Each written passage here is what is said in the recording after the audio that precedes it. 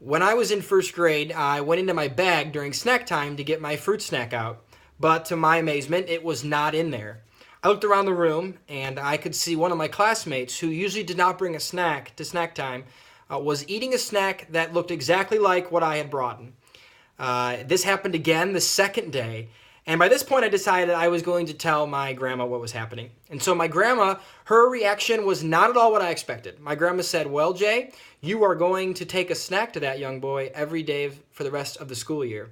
I couldn't believe she said that. I was outraged. I had hoped that maybe she would call the principal or write a letter to my teacher, or go in and say something to the student, or tell me to confront him, or a place to hide my food. But none of these were her response. Her response was to do this act of love. And so I went in the next day, very resistant, uncomfortable, didn't really want to do it, but my grandma told me to do it. And I offered him up this fruit snack.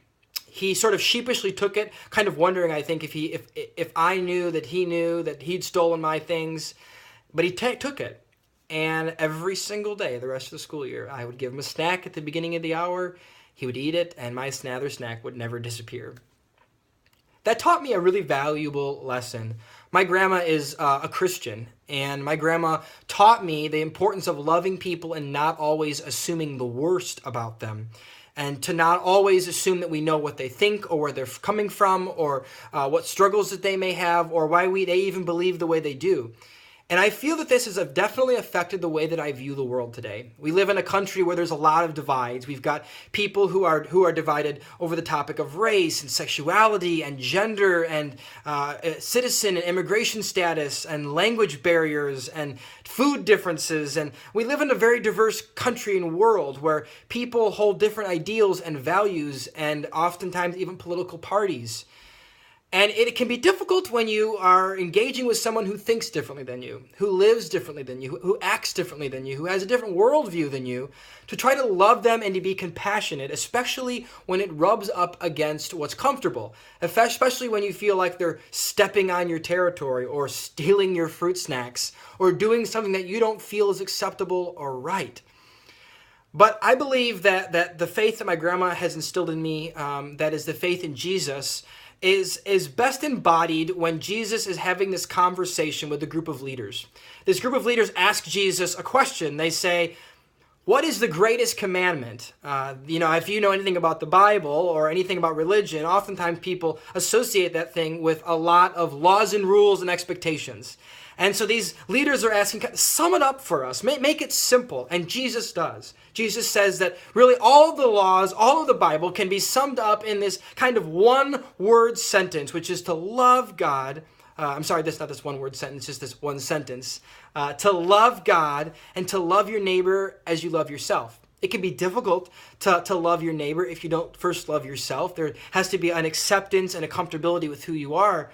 But I think that comes when you begin to understand who God made you to be, how He created you, and the way that you were created, and that who you are as a being is a good and beautiful and beloved thing.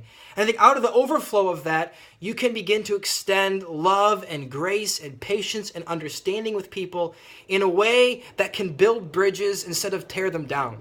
I could have easily dealt with that situation in first grade very differently than what my grandma showed me. But because I dealt with it in a loving way, in a compassionate way, in an understanding way, not assuming anything, not condemning him, but instead doing something that was perhaps countercultural or counterintuitive, I was able to actually make a friend. And I was able to actually show the love of Christ and really the love of a neighbor to him. And so this is what I want to challenge you to think about is, what is it that sort of dictates your life decisions? Have you chosen to maybe resist your first inkling and instead to maybe consider embracing this idea that loving God and loving your neighbor as you love yourself would be a much healthier principle for this world? It's a principle that Jesus presents, and it's a principle that Jesus continually lives by as he encounters people who don't always look like him, who aren't always maybe living the way he thinks that they should live, yet he meets them where they are and he loves them, and he calls them out to make better choices, to live a better life, to love people wholeheartedly. And so I challenge you now to consider that. How is it that you can choose to love people, to love God, and to love your neighbor as you love yourself? May you explore this new and amazing possibility of following God in this way.